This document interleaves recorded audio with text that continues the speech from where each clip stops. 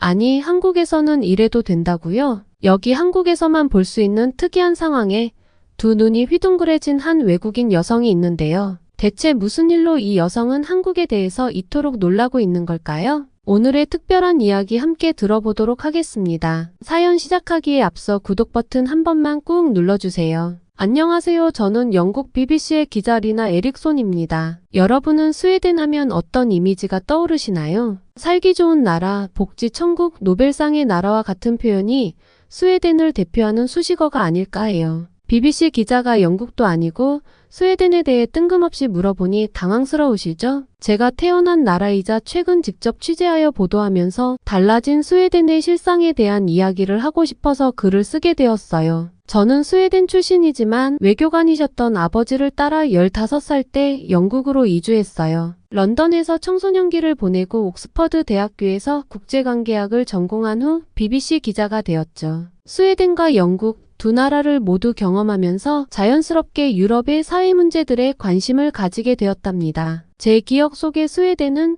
전 세계가 부러워하는 나라였어요. 요람에서 무덤까지라는 말로 대표되는 최고의 복지제도를 자랑했고 노벨상의 나라로서 과학과 문화 강국이었죠. 150년에 걸쳐 어떤 전쟁에도 참여하지 않는 중립국으로서 평화를 상징하는 나라이기도 했고요. 특히 스웨덴은 높은 세금에도 불구하고 국민들의 삶의 만족도가 세계 최상위권이었습니다. 환경보호에도 앞장서고 양성평등 지수도 최상위권이었죠. 깨끗한 자연환경, 효율적인 공공서비스, 안정된 사회보장제도까지. 유럽은 물론 전 세계에서 선진국으로 도약하는 나라들이 스웨덴 모델을 따르고 싶어할 정도로요. 스톡홀름의 아름다운 건축물들, 여름의 미드솜마르 축제, 겨울의 오로라까지. 제 어린 시절 기억 속의 스웨덴은 그야말로 동화 같은 나라였어요. 높은 국민소득과 안정된 치안, 수준 높은 교육까지 갖춘 이상적인 국가였죠. 하지만 지난달 제가 스웨덴의 치안 문제를 다룬 특집 기사를 방송한 후 영국은 물론 전 유럽이 충격에 빠졌어요. 제가 고국에서 취재한 내용이 BBC 역대 최고 시청률을 기록했을 정도였죠. 그 내용이 너무 충격적이었기 때문이었습니다. 많은 사람들에게 스웨덴은 북유럽 복지국가이자 아름다운 풍경을 자랑하는 나라로 알려져 있지만 최근 연이어 발생하는 강력범죄로 큰 고비를 맞고 있는 상황이에요. 심지어 당분간 여행을 피하는 것이 좋을 것 같다는 이야기가 주변 유럽 국가에서 나오고 있을 정도로 충격적인 상태죠. 어쩌다가 이런 상황까지 오게 된 건지 취재했던 내용을 간략히 말씀드릴게요. 저도 고향 스웨덴의 충격적인 변화를 취재하면서 가슴이 너무 아팠습니다. 한때 세계에서 가장 평화롭고 안전했던 북유럽의 복지국가였는데 지금도 마음이 무겁네요. 최근 스웨덴에서 일어난 끔찍한 사건들을 취재하면서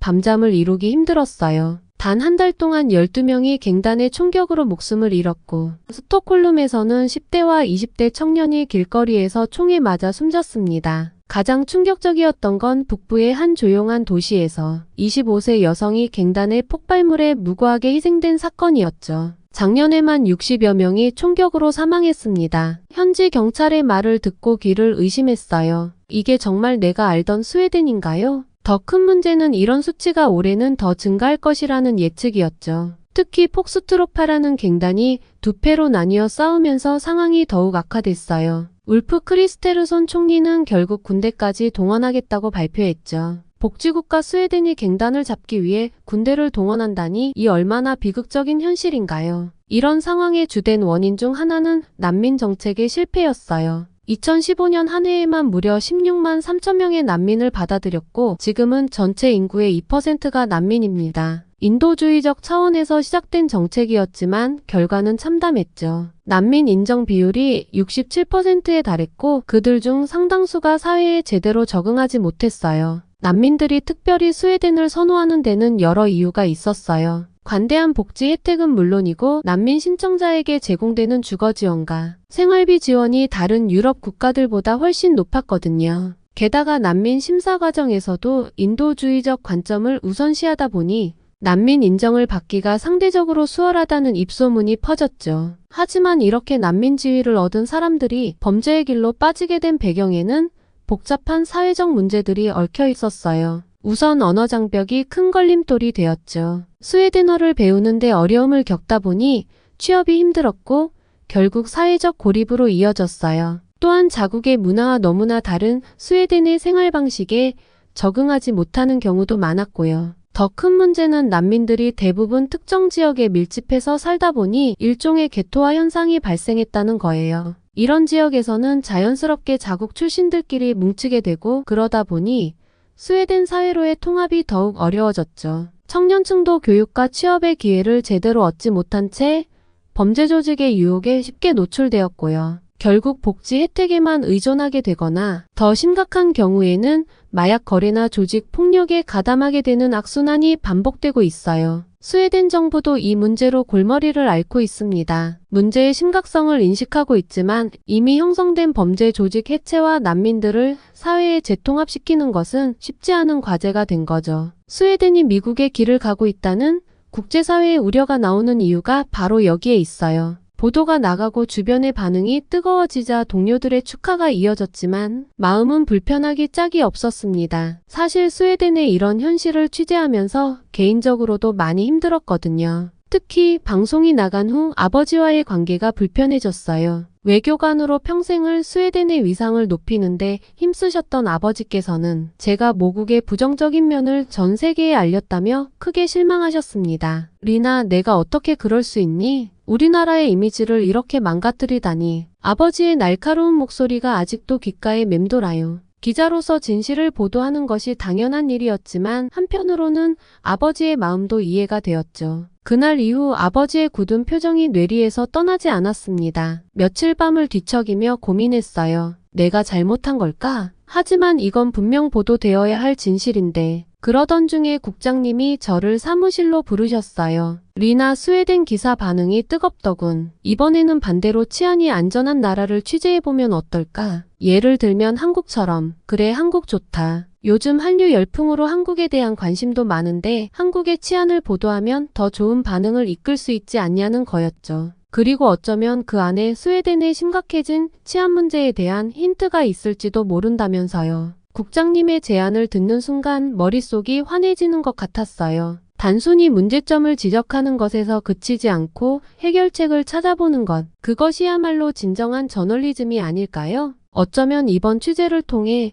스웨덴 문제의 해법을 제시할 수 있지 않을까 하는 희망이 생겼어요. 네, 국장님, 한국 취재 제가 다녀올게요. 제 대답에 국장님은 흡족한 미소를 지으셨죠. 출국에 앞서 한국의 치안에 관한 사전조사를 하면서 문득 이런 생각도 들었습니다. K-팝과 한식은 비틀즈의 나라이면서 콧대 높기로 유명한 영국인들을 어떻게 사로잡은 걸까? 저도 영국에 있으면서 이 한류 물결에 제대로 빠져든 사람 중에 하나거든요. BTS에서 시작한 여정은 블랙핑크와 세븐틴까지 이어졌습니다. 최근엔 블랙핑크 로제와 브루노 마스의 아파트가 영국을 흥분하게 만들었죠. 아파트의 영국 오피셜 싱글 차트 성적은 4주 연속 최상위권을 유지하고 있어요. 한국에 가서 직접 보고 경험하면 그 비결을 알 수 있지 않을까 하는 생각을 해봤어요. 취재를 준비하면서 알게 된 한국의 치안 관련 내용들은 정말 놀라웠습니다. 한국은 이미 세계적으로 치안 수준이 매우 높은 국가로 평가받고 있더라고요. 2016년 세계 최대 도시국가 비교 통계 사이트 넘베오의 조사에 따르면 한국의 안전지수는 85.69로 117개국 중 1위를 차지했다고 해요. 이는 한국의 총기 소지 금지와 잘 갖춰진 치안 체계 덕분이라고 합니다. 더 놀라운 건 범죄 검거율이었습니다. 2019년 통계청 자료를 보니 한국의 살인 검거율이 무려 100.7%에 달했다고 하더라고요. 이는 전년도 발생 범죄까지 포함해 검거했기 때문에 나타난 수치라고 해요. 물리적 폭력을 동반한 범죄율도 매우 낮은 편이라는 평가도 확인했죠. 2023년 입소스의 조사 결과도 인상적이었습니다. 한국인들 중 지난 12개월간 범죄가 증가했다고 답한 비율이 12%로 글로벌 평균 34%보다 훨씬 낮았다고 해요. 특히 차량 절도, 불법 약물, 재물 손괴, 절도, 조직폭력 관련 범죄 발생 비율이 다른 국가들에 비해 현저히 낮다는 점이 눈에 띄었죠. 이런 통계들을 확인하고 나니 한국 취재가 더욱 기대되더라고요. 그래서 직접 경험해보고 싶은 마음에 서둘러 인천행 비행기에 올랐습니다. 비행기가 이륙하자마자 깊은 잠에 빠져들었지만 이코노미석의 좁고 불편한 좌석 덕분에 얼마 지나지 않아 깨어나고 말았어요. 불편하고 긴 비행을 넷플릭스 영화를 보면서 견뎠죠. 그나마 한국 드라마와 예능이 제 눈길을 사로잡아 지루하지 않은 시간을 보내게 해주었어요. 하지만 드라마에서 갱단 같은 사람들에 대한 묘사를 보고 나니 살짝 걱정이 되기도 했지요. 이게 현실이면 한국도 안전한 나라가 아닐 텐데 하는 생각들이 스치면서 불안해지기 시작한 거죠. 한국 취재가 스웨덴 취재의 후속 보도이자 대안이 되길 바라는 간절한 희망이 무너지지 않기를 기도했어요. 13시간 가까운 긴 비행 끝에 드디어 인천공항에 착륙한다는 안내방송이 흘러나왔습니다. 기대와 걱정을 안고 창밖을 내다봤어요. 구름 사이로 보이는 공항의 모습은 마치 외딴 섬에 있는 거대한 항공모함과도 같았어요. 웅장해 보이는 외관에 일단 안심이 되었고 설레는 마음으로 비행기에서 내렸죠. 인천공항에 도착해서 첫 발을 내딛는 순간부터는 놀라움의 연속이었습니다. 전 세계 주요 공항들을 경험해봤지만 인천공항의 동선과 시설은 단연 최고였어요. 시설 전체에서는 청결함과 고급스러움이 느껴지더라고요. 바닥에는 먼지 하나 보이지 않을 정도로 깨끗하게 관리되고 있었죠. 더욱 놀라운 것은 화장실에 갔을 때였어요. 물기 하나 없이 잘 관리된 화장실의 청결 상태에 그만 두 눈이 휘둥그레지고 말았습니다. 많은 사람들이 이용하는 화장실이 늘 청결한 상태를 유지하기는 굉장히 어렵거든요. 게다가 친절한 안내 표지판 덕분에 거대한 규모의 공항임에도 불구하고 헤매지 않고 입국 심사장에 도착할 수 있었죠. 입국 심사장에 도착해서는 그만 경악하고 말았습니다. 입국 심사대 앞에 줄이 너무 길어서 한참을 또 기다려야 한다는 생각에 그만 한숨이 나왔죠. 하지만 입국 심사 과정은 또 한 번 예상을 뛰어넘었어요. 전 세계에서 한꺼번에 쏟아져 나온 많은 사람들을 빠르게 처리하고 있었습니다. 빠른 입국 심사를 도왔던 최첨단 기술을 활용한 자동 출입국 심사대는 유럽의 공항들과는 차원이 다른 수준이었죠. 공항 직원들의 프로페셔널한 모습도 깊은 인상을 남겼어요. 얼굴에는 미소를 잃지 않으면서도 손동작은 정말 기계처럼 쉬지 않고 빠르게 움직이더라고요. 이런 첫인상 덕분에 한국에서의 여정을 기분 좋게 시작할 수 있었습니다. 예약한 숙소로 이동하는 길은 공항 철도를 이용했어요. 영어로 지원되는 터치스크린을 이용한 승차권 발권 시스템은 또 다른 차원의 경험이었죠. 몇 번의 간단한 터치로 원하는 시간대의 승차권을 구매할 수 있었어요. 승강장으로 이동하면서 영국의 지하철에서 겪은 무더위와 철도 소음에 관한 일들이 생각났어요. 하지만 걱정을 안고 승차했던 공항철도 내부를 보고는 경악하지 않을 수 없었습니다. 깨끗한 객실은 기본이고 무료로 와이파이가 끊김없이 제공되고 있었죠. 게다가 열차 내부의 전광판은 여러 나라의 언어로 도착 예정 시간을 안내하고 있었고 우려했던 냉방시설과 환기 시스템도 우수했습니다. 영국의 지하철과는 차원이 다르네. 서울역에 도착했을 때에는 이미 오후 5시가 넘은 시간이었어요. 마음이 조금 다급해졌죠. 조금 있으면 곧 어두워질 테니까요. 예약한 호텔로 가려면 지하철로 갈아타야 했어요. 빠르게 걷고 있는 저와 달리 주변 사람들은 느긋하게 걷는 모습을 보면서 좀 의아했습니다. 서둘러 도착한 지하철 승강장에서는 색다른 모습을 발견했어요. 사람들이 모두 줄을 서 있더라고요. 게다가 스크린도어라는 안전시설은 정말 놀라웠습니다. 영국의 열차 선로에서 빈번히 발생하는 안전사고가 생각났어요. 스크린도어가 이런 안전사고를 예방하는 기능을 할 수 있겠더라고요. 지하철에 승차하고 나서는 모두가 조용히 휴대폰을 보거나 말없이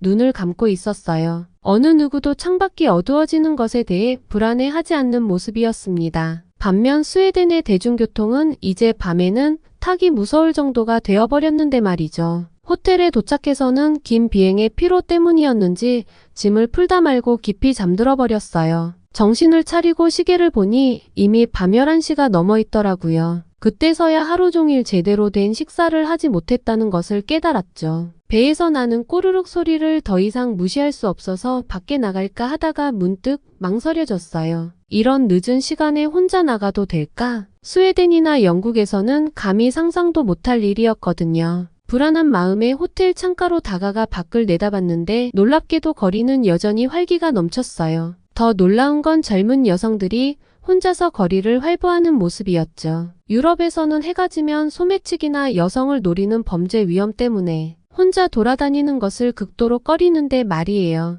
거리를 걷는 사람들은 하나같이 여유로워 보였어요. 누군가는 통화를 하며 웃고 있었고 또 누군가는 이어폰으로 음악을 들으며 걷고 있었죠. 한밤중임에도 불구하고 마치 나처럼 안전해 보이는 이 광경이 너무 신기해서 저도 모르게 용기를 내어 밖으로 나서게 되었습니다. 거리를 걸으면서는 더욱 놀라운 걸 직접 목격했어요. 젊은 여성들이 전혀 두려움 없이 밤길을 걸어 다니는 모습이었습니다. 스웨덴 취재에서 여성들은 이제 해가 지면 거의 밖에 나가지 않는다고 했거든요. 거리 곳곳에 CCTV가 설치되어 있고 가로등도 밝게 켜져 있어 안전하다는 느낌이 들었습니다. 경찰서와 지구대도 자주 보여서 더욱 안심이 되더라고요. 얼마 걷지 않고도 편의점을 바로 발견할 수 있었죠. 한국에는 5만 5천 개가 넘는 편의점이 있으며 이는 전 세계 맥도날드 매장 수보다 많다고 해요. 편의점에서는 정말 없는 게 없을 정도로 다양한 물건들을 판매하고 있었어요. 심지어 택배 발송, 교통카드 충전, 간단한 식사, ATM 이용까지 가능하다고 해서 깜짝 놀랐습니다. 저는 삼각김밥과 컵라면을 집어들고 테이블에 자리를 잡았어요. 이제는 외국인이 컵라면에 물을 부어 먹는 건 1도 아니게 대중화되어 있죠. 문제는 이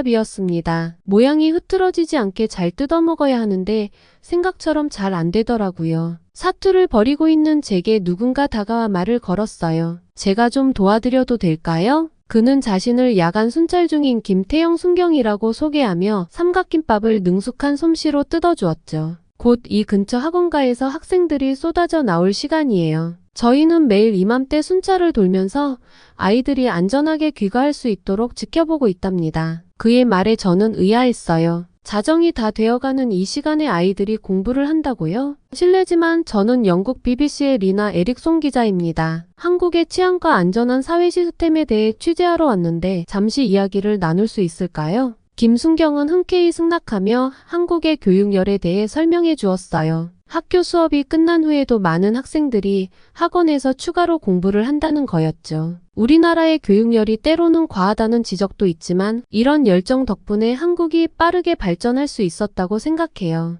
게다가 치안이 안전하니까 학부모들도 안심하고 아이들을 학원에 보낼 수 있다는 거예요. 실제로 잠시 후 여러 학원 건물에서 책가방을 맨 학생들이 쏟아져 나왔어요. 놀랍게도 그들은 피곤해 보이면서도 친구들과 웃으며 대화를 나누고 심지어 어떤 학생들은 걸어가면서도 영어 단어를 외우고 있었습니다. 김순경에게는 감사의 인사를 나누고 호텔로 발걸음을 옮기며 속으로는 방금 목격한 장면들에 대해 생각을 곱씹었어요. 스웨덴은 물론이고 유럽에서는 상상도 할 수 없는 광경이었죠. 한국의 안전한 치안 체계가 교육열과 만나 만들어낸 독특한 야간 풍경이었습니다. 다음 날 저는 한국의 경찰청을 방문했어요. 112 종합상황실에 들어서는 순간 놀라지 않을 수 없었죠. 마치 첨단 미래도시의 관제센터 같았거든요. 대형 스크린에는 서울 전역의 CCTV 영상이 실시간으로 표시되고 있었고 관제사들은 첨단 장비들을 능숙하게 다루며 신고 전화에 대응하고 있었습니다. 평균 신고 출동 시간이 4분 30초라고요. 저도 모르게 목소리가 높아졌어요. 스웨덴에서는 인구 대비 경찰 인력이 적어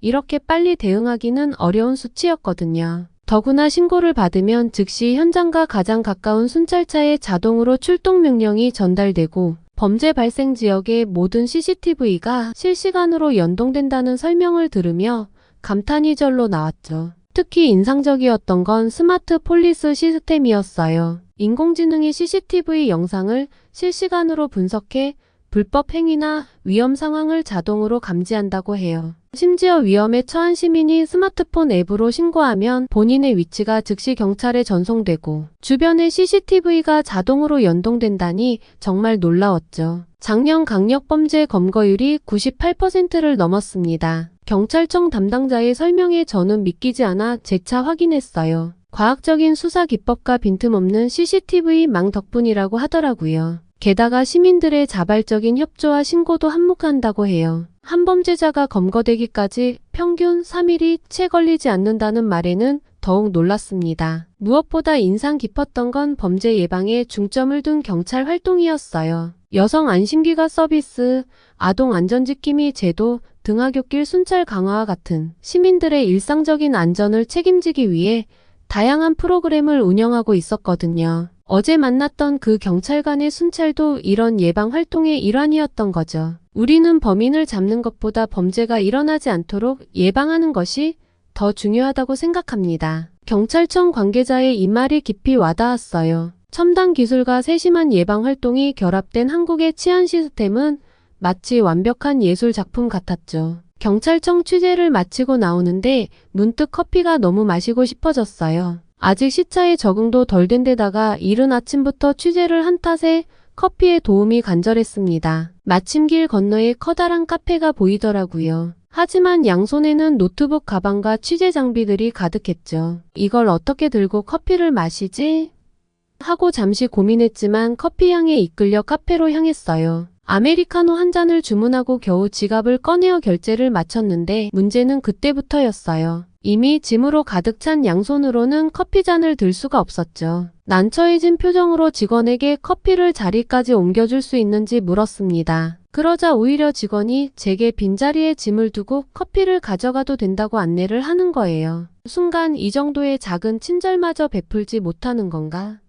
하고 기분이 나빠지려고 했죠. 죄송하지만 이 노트북과 가방에는 중요한 자료가 있어서 그래요. 저는 한 번 더 정중히 부탁했어요. 직원은 오히려 제 질문이 이상하다는 듯 웃으며 대답했어요. 걱정 마세요. 한국에서는 함부로 남의 물건을 가져가지 않아요. 그 말에 주위를 둘러보니 더 놀라운 광경이 눈에 들어왔습니다. 여기저기 테이블마다 주인 없는 가방과 노트북이 덩그러니 놓여있는 게 아니겠어요? 어떤 테이블에는 아이패드와 에어팟까지 그대로 두고 자리를 비운 흔적이 역력했죠. 이런 걸 보면서 한국의 높은 시민의식에 감탄하지 않을 수 없었어요. 카페나 식당에서 한국인들이 주문 전에 자리를 맡아두기 위해 가방, 휴대전화, 노트북과 같은 고가의 소지품을 테이블에 놓고 주문을 하러 가는 모습은 흔하게 볼 수 있는데요. 저는 물론이고 다른 외국인들도 이런 광경을 보고 많이 놀라워했습니다. 해외에서는 상상도 할 수 없는 일이거든요. 유럽에서는 잠깐만 자리를 비워도 물건을 도난당하기 일쑤인데 한국에서는 아무도 가져가지 않는다는 게 정말 신기했어요. 택배 문화에서도 이런 높은 시민의식이 드러난다고 해요. 코로나 이후 비대면 배송이 정착되면서 현관문 앞에 택배를 놓고 가는 경우가 많은데도 자기 물건이 아니면 절대 가져가지 않는다고 했습니다. 심지어 다른 사람의 물건이 잘못 배송된 경우에는 직접 택배기사에게 전화를 걸어 알려줄 정도라고 해요.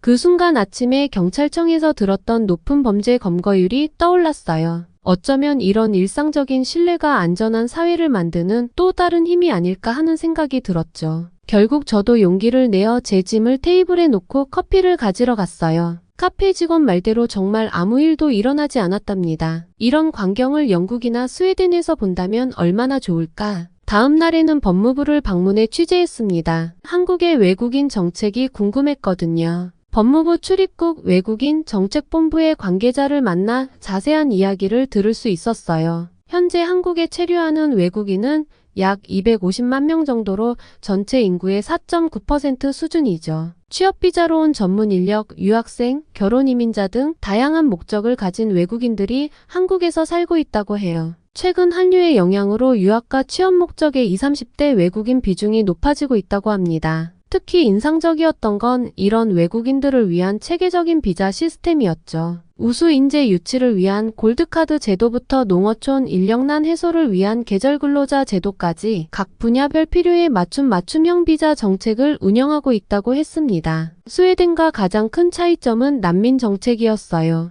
우선 한국은 스웨덴처럼 아프리카 난민의 숫자가 많지는 않은 상황이에요. 지리적으로 너무 멀기 때문이죠. 게다가 한국의 난민 신청 인정률은 매우 낮은 편인데 이는 엄격한 심사 기준 때문이라고 했습니다. 대신 인도적 체류 허가를 통해 정말 보호가 필요한 사람들을 선별적으로 돕고 있었죠. 한 해에 16만 명의 난민을 받아들인 스웨덴과 비교하면 너무 보수적인 것 아닌가요? 제가 물었더니 흥미로운 대답이 돌아왔어요. 난민 수용은 인도주의적 측면도 중요하지만 사회적 통합 가능성도 고려해야 합니다. 우리는 탈북민 정책을 통해 그 교훈을 얻었거든요. 탈북민에 대한 설명은 더욱 인상적이었어요. 한국은 탈북민들을 위한 정착지원시설인 하나원에서 3개월간의 기초교육을 실시하고 이후 5년간 지역적응센터를 통해 정착을 지원한다고 해요. 주거지원금과 직업훈련도 제공하고 전담 경찰관까지 배정해 안전한 정착을 돕는다니 정말 체계적이라는 생각이 들었습니다. 탈북민이 난민은 아니지만 새로운 사회에 적응할 수 있도록 교육과 관리를 한다는 점에서 스웨덴의 난민 문제 해결의 실마리가 아닐까 하는 생각이 들었어요. 주거시설과 복지만 제공할 것이 아니라 사회 구성원이 될 수 있는 기회를 주는 것이 중요함을 깨닫게 해주었죠. 최근에 한국은 난민보다는 불법 체류자 문제로 골치를 앓고 있다고 했습니다. 하지만 불법 체류자 문제에 대한 접근 방식도 달랐어요. 최근 태국인과 중국인 불법 체류자들의 마약 범죄나 조직폭력 연루 사건이 증가하고 있다고 해요. 마약 범죄로 적발된 외국인이 전년 대비 40% 증가했으며 이 중 상당수가 불법 체류자였고 이런 범죄에 연루된 외국인들은 즉각 추방 조치하고 있다고 했습니다. 하지만 한국의 접근 방식에서 특별히 주목할 만한 점은 선별적 관리였어요. 범죄에 연루된 불법 체류자는 엄격하게 처벌하고 추방하지만 성실하게 일하며 살아가는 이들에게는 합법적인 체류 기회를 제공한다는 거죠. 코로나19 시기에 농어촌 인력난이 심각했을 때 불법 체류자들 중 범죄 전력이 없고 성실한 이들을 선별해 계절 근로자 비자를 발급해 준 적이 있어요. 그들 중 상당수가 지금도 합법적으로 체류하며 한국 사회에 기여하고 있다는 거예요. 또한 자진 출국 제도를 통해 범죄 전력이 없는 불법 체류자들에게 출국 기회를 주고 이후 합법적인 재입국의 길도 열어두고 있다고 했습니다. 철저한 신원조회와 범죄 이력 확인으로 무조건적인 추방이 아닌 상황에 따른 유연한 접근 방식이 인상적이었어요. 이런 정책은 실제로 효과를 보고 있다고 했습니다. 불법 체류자들이 범죄 조직에 연루되는 것을 방지하고 오히려 그들이 자발적으로 불법 체류자 관련 범죄 정보를 제공하는 경우도 있다고 해요. 법 질서를 어지럽히는 외국인은 단호하게 처벌하되 한국 사회에 기여하고자 하는 이들에게는 기회를 주는 거죠. 이 말을 들으며 스웨덴의 현실이 떠올랐어요. 우리는 너무 이상적인 인도주의만 추구하다가 오히려 더 큰 사회적 문제를 만들어내고 말았잖아요. 한국의 이런 현실적이면서도 체계적인 접근이 어쩌면 스웨덴이 참고해야 할 모델이 될 수도 있겠다는 생각이 들었습니다. 법무부 취재를 마치고 나서 서울의 대표적인 번화가들을 직접 체험해보기로 했어요. 한강공원에서는 한밤중까지 텐트를 치고 치맥을 즐기는 가족들을 만났고 명동에서는 늦은 시간까지 쇼핑을 즐기는 관광객들의 활기찬 모습을 볼 수 있었죠. 강남의 번화가는 밤이 되어도 마치 낮처럼 밝고 안전했고 홍대에서는 젊은이들이 거리 공연을 즐기며 늦은 시간까지 문화생활을 만끽하고 있었어요. 많은 사람들이 늦은 시간까지 거리를 활보하는 모습은 유럽에서는 상상도 할 수 없는 광경이죠. 제가 방문한 모든 곳에서 느낀 공통점은 안전함과 자유로움이었습니다. 영국으로 돌아와 취재 내용을 정리하면서도 서울의 그 생생한 모습들이 계속 떠올랐어요. 기사 내용에 모든 걸 다 담을 수 없는 게 아쉬울 정도로요. 특집 다큐멘터리로 방송된 취재 내용은 BBC 시청자들의 폭발적인 반응을 이끌어냈죠. 역시 BTS의 나라네요. 한국처럼 안전한 나라에서 살고 싶어요. 아이들을 마음 놓고 학원에 보낼 수 있다니 정말 부럽네요. 다음 휴가는 꼭 한국으로 가야겠어요. 시청자 게시판은 한국의 안전한 사회 시스템에 대한 찬사와 부러움으로 가득했어요. 특히 늦은 밤에도 안전하게 거리를 걸을 수 있다는 점과 높은 범죄 검거율, 그리고 체계적인 외국인 정책에 대한 관심이 뜨거웠죠. 더 놀라운 일은 그 다음에 일어났어요. 스웨덴의 주요 방송사들이 BBC의 다큐멘터리를 인용 보도하기 시작한 거예요. 스웨덴이 배워야 할 안전한 사회의 모델, 대한민국이라는 제목의 특집 기사가 연이어 보도되면서 한국의 치안 시스템에 대한 관심이 폭발적으로 늘어났죠. 그리고 마침내 아버지로부터 전화가 왔어요. 리나, 내가 취재한 보도를 봤단다. 처음에는 내가 우리나라의 부정적인 면만 다뤄서 서운했는데 이번 한국 특집을 보며 내 진심을 이해하게 됐어. 문제를 지적하는 것에서 그치지 않고 해결책까지 제시하다니 아빠는 내가 자랑스럽구나. 아버지의 말씀에 눈시울이 붉어지고 말았어요. 제 마음을 무겁게 짓눌렀던 하나의 짐을 내려놓은 느낌이었습니다. 결국 저는 문제를 제기한 것이 아니라 우리 스웨덴이 나아가야 할 방향을 찾아낸 거였죠. 한국에서의 취재는 단순한 보도 그 이상의 의미를 가지게 되었어요. 저의 모든 취재를 도와준 한국에 계신 분들에게 다시 한번 감사드립니다. 한국 취재 이야기는 여기서 마칠게요. 긴 이야기 들어주셔서 감사합니다. 영국 BBC 기자로 한국을 취재하면서 놀라워했던 리나의 사연 어떠셨나요? 리나의 한국 취재가 아버지와의 화해를 이끌었다니 다행이에요. 그리고 한국의 치안과 이민 정책이 스웨덴에 도움이 되었길 바랍니다. 지금까지 감동적인 사연을 소개하는 감동 더하기였습니다. 오늘도 행복한 하루 되세요.